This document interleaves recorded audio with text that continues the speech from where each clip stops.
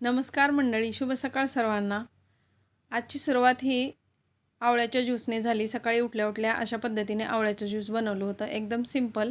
याच्यामध्ये दुसरं काहीच नव्हतं घातलेलं. फक्त आवळा किसून घेतला आणि त्याला पाणी घालून छान गाळून घेतलं आणि अशा पद्धतीने सकाळी उठल्या-उठल्या ज्यूस घेतलेला आहे. आता ज्यूस घेऊन झाल्यानंतर मी सकाळी गेले थोडंसं वॉक करायला. साधारण 15 ते 20 मिनिटं छान मी ते वॉक केलं आणि वॉक केल्यानंतर मग मला पटकन घरी येऊन मुलांचा टिफिन बनवायचा होता.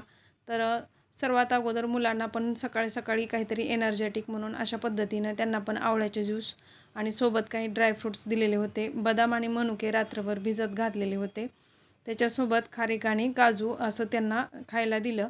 आता मुलांची इथं आवरावर चालू होती सकाळी स्कूलमध्ये जाण्याची आणि जात असतानाच अशा पद्धतीनं त्याला हे आवळ्याचे ज्यूस आणि हे ड्रायफ्रूट्स मी खायला दिले. नंतर टिफिन बनवला तर टिफिनमध्ये सुकी बटाट्याची भाजी आणि चपात्या बनवलेल्या होत्या. सकाळच्या घाईमध्ये भाजी काय बनवावी हा प्रश्न पडतच होता म्हणून पटकन बटाट्याची भाजी बनवली.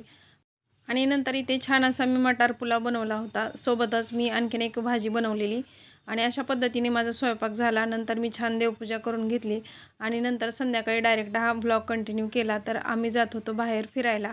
संध्याकाळचं जेवण वगैरे झाल्यानंतर बाहेर आम्ही फिरायला गेलो. मला संध्याकाळी बाहेर फिरायला खूप जास्त आवडतं. त्याच्यामुळे मी नेहमी अशा पद्धतीने बाहेर जात असते. संध्याकाळच्या वेळी थोडंसं ट्रॅफिक कमी होतं आणि थोडंसं शांत वाटतं. असा काही बाहेरचा हा संध्याकाळचा व्ह्यू असतो. मुंबईमध्ये दिवसभर ट्रॅफिक हे खूप असतं आणि त्यामुळे फिरायला मग नको वाटतं.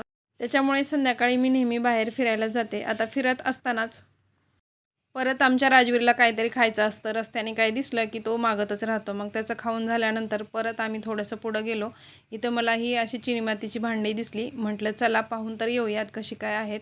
उशीर खूप झालेला होता त्याच्यामुळे इथे खरेदी काही केली नाही. मी फक्त पाहून घेतलं आणि म्हटलं चला एखाद्या दिवशी आपण घेऊन जाऊयात. तर अशा पद्धतीने आजचा हा दिवस गेला. तर आजचा हा छोटासा ब्लॉग तुम्हाला कसा वाटला ते कमेंट करून सांगा. चॅनलवरती नवीन असाल तर सबस्क्राईब करायला विसरू नका आणि ब्लॉग थोडा जरी आवडला असेल तर एक लाईक नक्की करा. चला परत भेटूया. तोपर्यंत बाय.